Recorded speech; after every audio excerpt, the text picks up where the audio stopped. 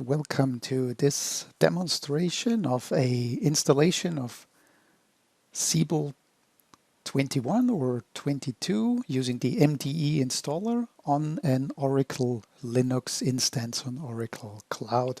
That Oracle Linux instance could be anywhere, running in a cloud of your choice or running as a virtual machine or a bare metal machine, doesn't matter.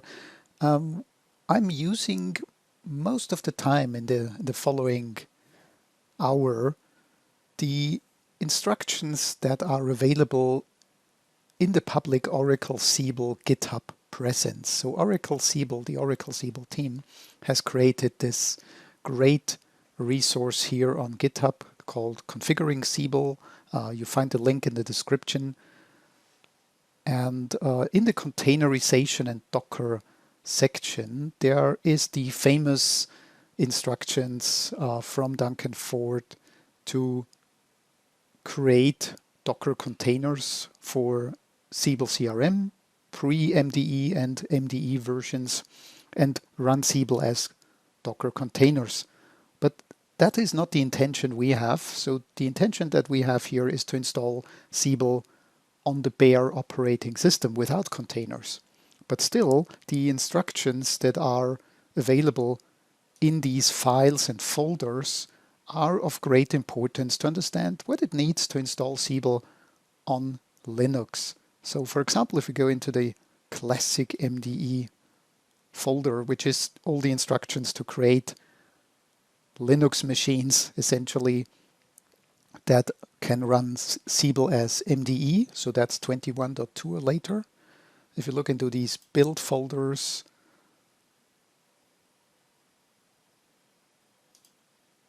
and you will find various files such as the installation location file. Essentially what the Docker images do is run everything on the command line, and that's exactly what we are going to do. We will install a complete Siebel enterprise using command line only. So basically we do the same things as in those scripts here, but without the Docker part. So we go into that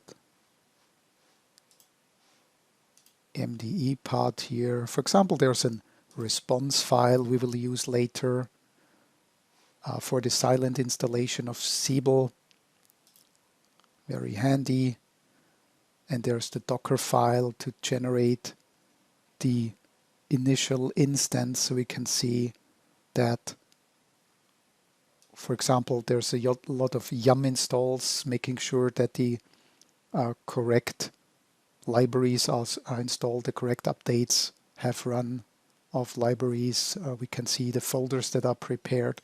So what you will see in the next few minutes when I prepare the Linux box is inspired, let's call it that, is inspired by these scripts here, and they're not taken one-to-one, but I've been using the steps in these scripts mostly to create my own Siebel instance on an Oracle Linux box.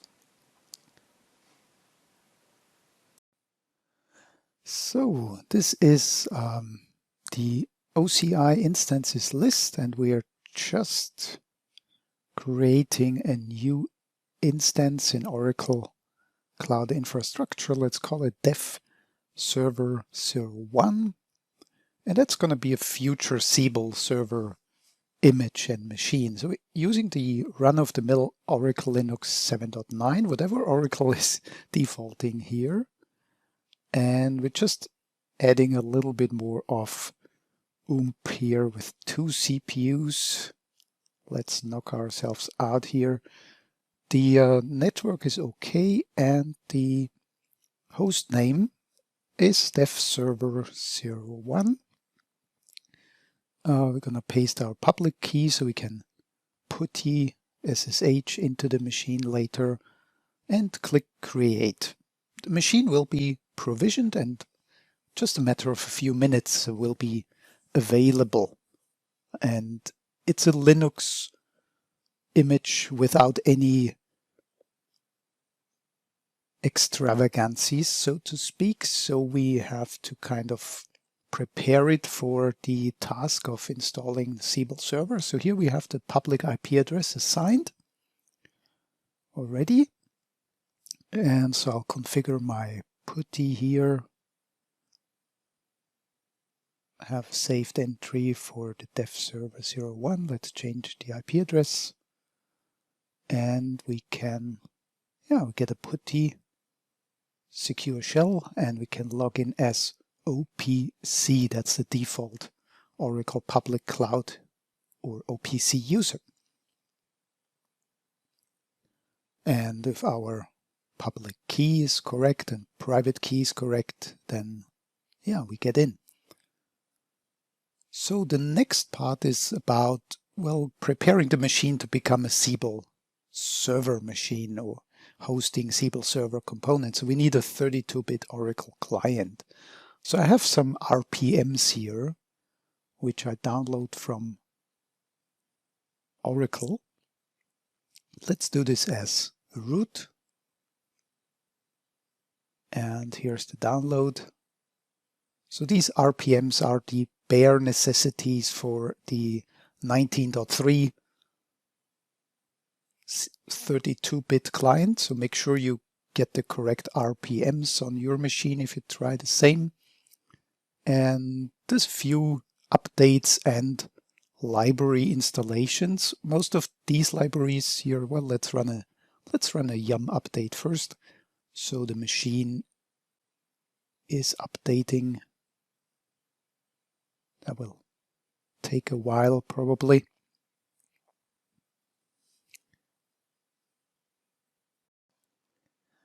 So I've been speeding up here a little bit and the update is done. So now let's install the prerequisite libraries for the Oracle 32-bit client. So this can be found on the internet in various documentations and blog posts. And seems to have run okay. And now let's install the 32-bit Oracle client from the RPMs using yum. This will of course vary a lot in your environment. So depending on the type of database you have, the type of Linux or Unix you have, that's going to be completely different depending on the environment. Let's clean up. That's just optional, but let's do it anyway. Now there's a bunch of environment variables we want to set. So Oracle home, the 32-bit client home, the LD library path, we add the client bin to the path, set the language, the Oracle SID, which that's the correct one. So the database is already up and running, and a Siebel database we have ready to connect to. Resolve multi is important, and the EU limit to avoid trouble with the Siebel server later. So just make sure these environment variables are in place in the current session. We'll later add them to the bash profile. And now we can get to creating the TNS names Aura file. So here's the network admin folder of the freshly installed client, and here's a connect string we have prepared connecting to the database that we have already running.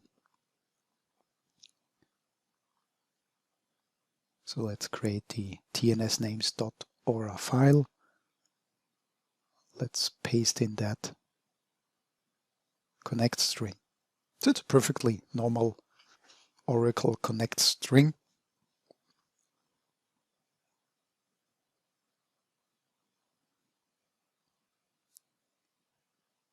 And now we can just use SQL Plus. And let's try to connect to that Siebel database. So we have the sadmin user password welcome1 and get a connection. So everything's A-OK, ready to go to the next step. Database connectivity is established.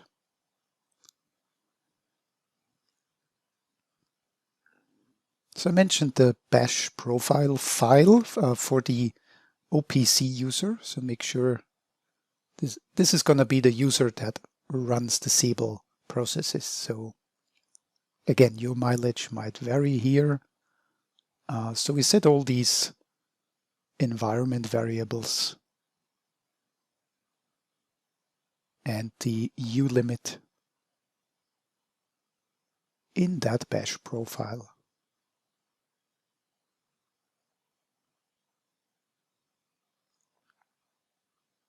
Okay, rookie alert here. Bear with me. There we go.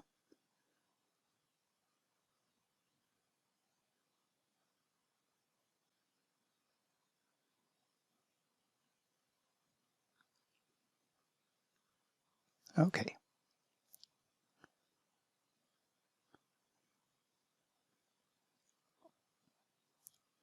So what comes next? Let's prepare a few directories.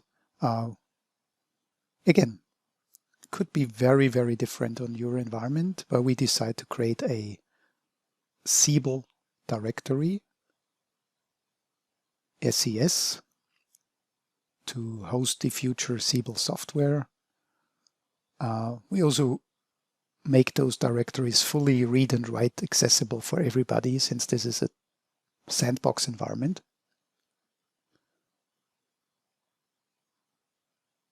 And then we run prerequisite updates and library installations for Siebel.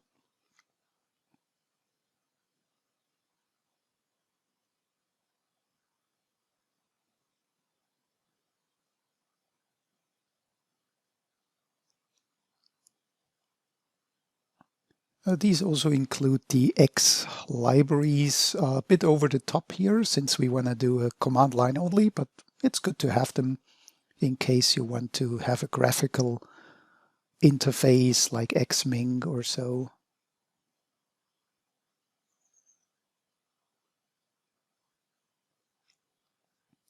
Okay. And now let's go to the Siebel Enterprise Server folder we created, and we have prepared the second of 6 zip file of the MDE installer. We download that from a bucket. We only need one zip file really, because we only want to have an ENU only. If you want to have language packs and other stuff, you might need more zip files. So, but the 2 of 6, the base installers for ENU, is all we need for now. So let's unzip them.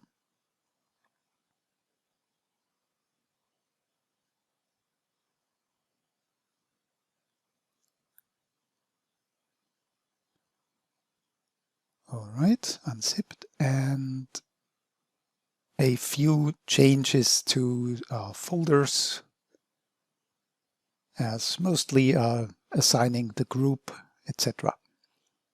So next step is to create the Keystore, Java Keystore file. So I'm downloading here the Black Sheep CRM Siebel KeyMaker script.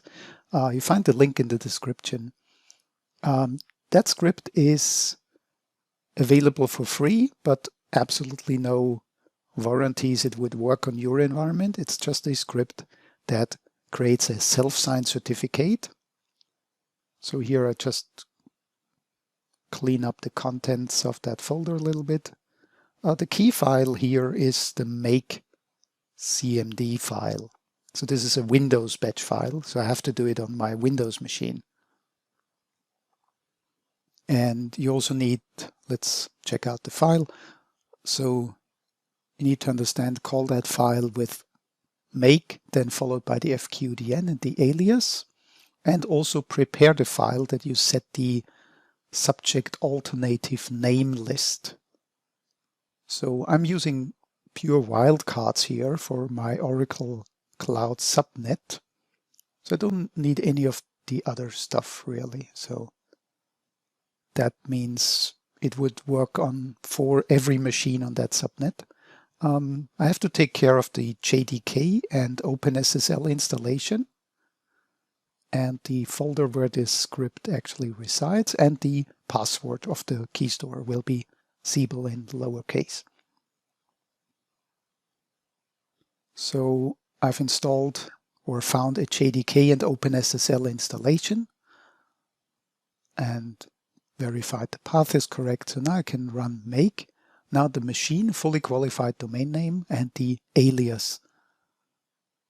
And the script will go about use the Java key tool and OpenSSL to create a self-signed certificate with a fake root authority.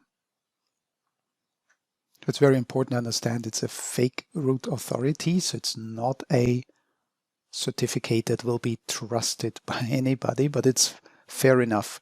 And it puts all this in a JKS file, which is needed for the Siebel installation.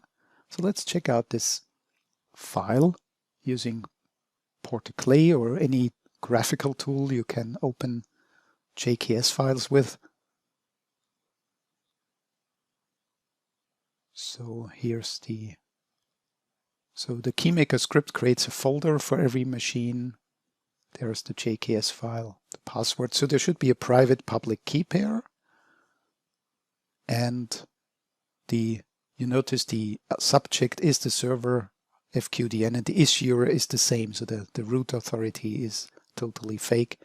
It sets all the necessary stuff like subject alternative name. And let's check out the root certificate, because that Keystore will also be used as a trust store.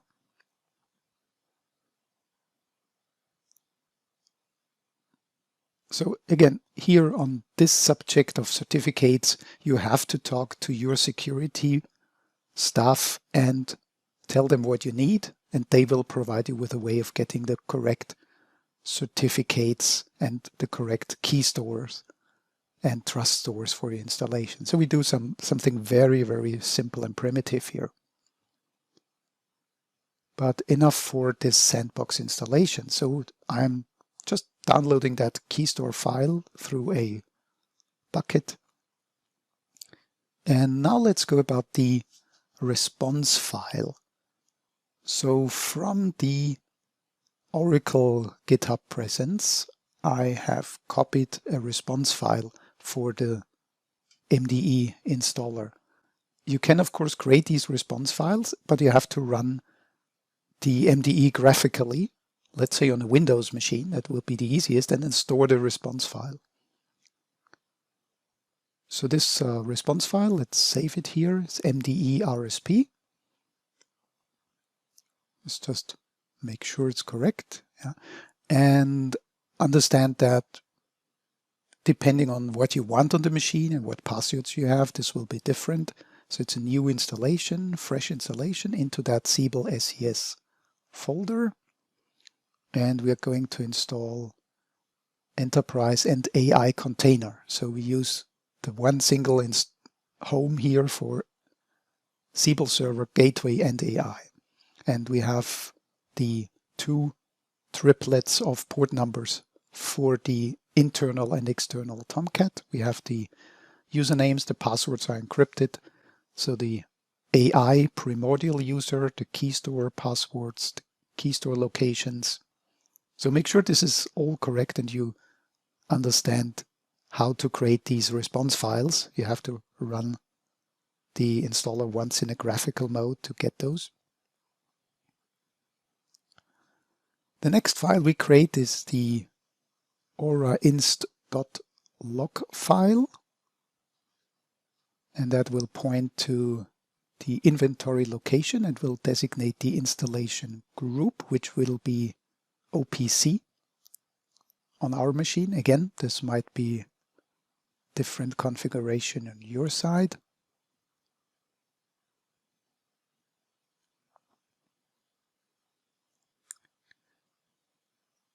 And we're getting closer to actually running the installer. So here we have the installer script. Let's make sure to run it as the OPC user, and let's just make double sure we have the environment variables in place. So now let's run the installer. We run the installer in silent mode with the response file, inventory, location, and that should, well, that's real time now. So you see a silent Siebel installation with the MDE installer in real time here.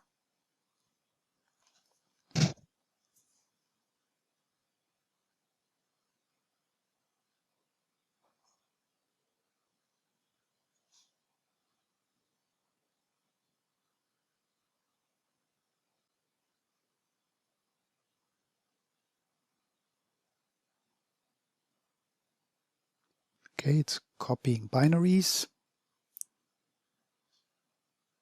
creating the Siebel folder topology on that machine.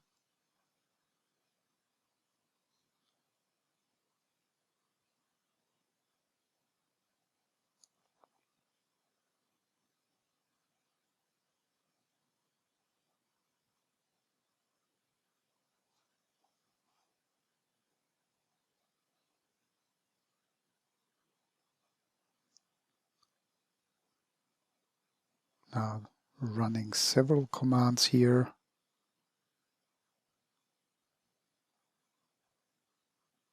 And starting 2 Tomcats, external and internal as requested, and the installation is complete. So we have a Siebel MDE installation that can serve as AI, Cloud Gateway, and or Siebel server. And let's see if we have the Tomcats up and running using PS. Yeah, there are 2 Tomcat processes running. So the machine is ready for the, well, whatever step you intend for it. And the plan here is to use this machine to set up a fresh Siebel enterprise on top of an existing database. We're gonna, in the next part, in the next video, we're gonna bootstrap this enterprise. So here I'm just opening the 4430 port on the firewall. So I want to access this machine through the public internet.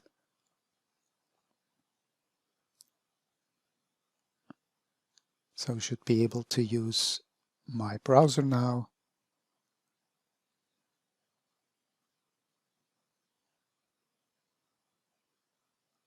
Get the IP address. You can't see the URL here, but it's, well, now you can see it.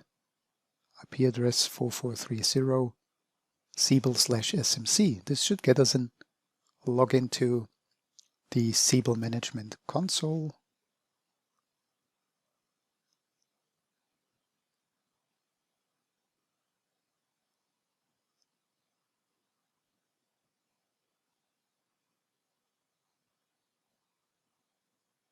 And I think we just missed something with the firewall. Let's reload the firewall. That's it. So now we get a response and the connection is not secure. The browser says that's the certificate. I don't trust this certificate, which is totally correct because we have created a self-signed certificate with a self-created certificate authority, but the certificate is good enough for the rest of the steps.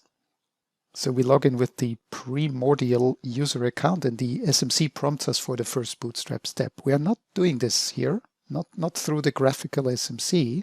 So make sure you watch the second part of this video where we will run the entire bootstrap process on the command line. So let's close SMC for now. And now we have a machine that's ready for anything, so to speak, has all the necessary software. So a good thing is here to what I'm doing now is saving this machine as an image or a snapshot, whatever your poison is.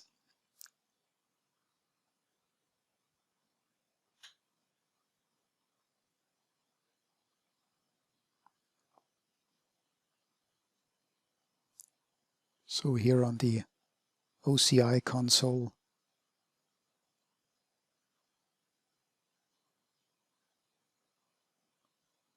and that's an optional step for sure, but I want to save that configuration, so I'm creating a custom image of the machine. It only takes a few minutes. And let's call it Siebel on Linux pre-bootstrap. So I can create new instances right away and bootstrap them or place an additional server in an enterprise, etc., etc. So thanks for watching. Take care and bye-bye.